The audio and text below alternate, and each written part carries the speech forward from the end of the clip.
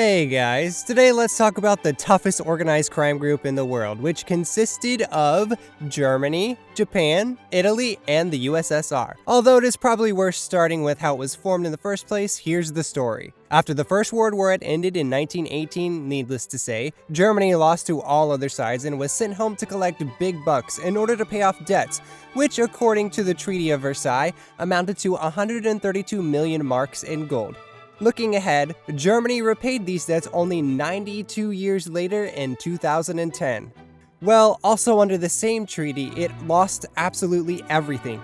Territories, reduction of the army to 100,000 people, the cessation of the existence of the military industry, and as a result, an economic crisis. Well, no shit, since they lost. But what about Japan, Soviet Russia, and Italy? Well, after all, they won, which means it's time to share the laurels.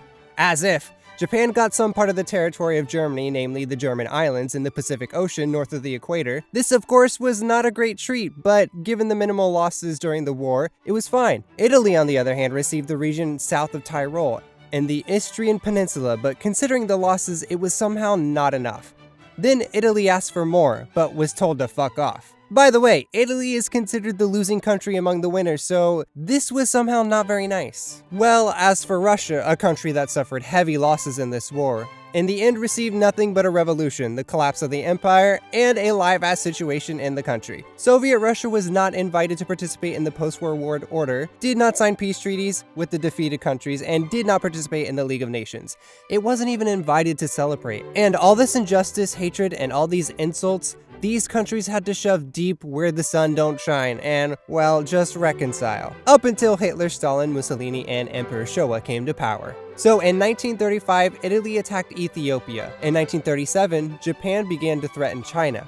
By the way, the Germans, in comparison with the Japanese in terms of rigidity during World War II, were more like some kind of down pillow. Well, needless to say, in 1939, Germany attacked Poland, but not alone, but together with the USSR. Yep, the USSR also decided to join the Tripartite Pact, or the Pact of the Three Powers of Italy, Germany, and Japan. And all this was done through the Molotov-Ribbentrop Pact, which not only included a peace agreement between Germany and the USSR, but also the territorial division of Europe. In fact, you guessed it, the point of this whole organized crime group was to return what they lost or didn't receive after the First World War. But later, the guys just got a taste of it and wanted to get everything at once. Italy was slow capturing the Mediterranean coast, providing them with criminal protection. Japan was giving China some bad times as well as Asia as a whole. Meanwhile, Germany and the USSR began to seize Europe and Scandinavia, every now and then helping each other with ammunition and some other stuff. In other words, the Second World War began, in which the offended psychos decided to punish everyone for the First World War and show who's in charge here. But again, things didn't go as smoothly as they should have.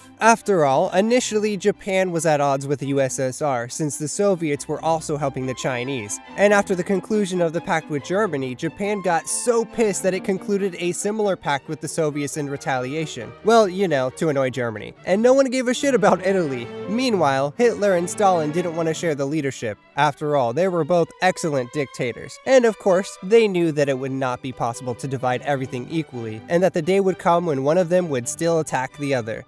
They knew this so well that sometimes they even provoked each other. Okay, attack us. No, you attack. No, you. No, you! As a result, this happened.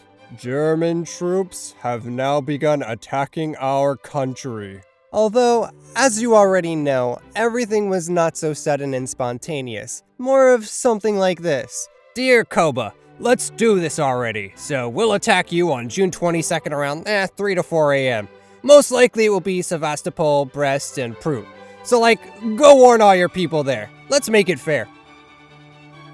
Yeah, right. You think I would believe you? And that's how World War II began.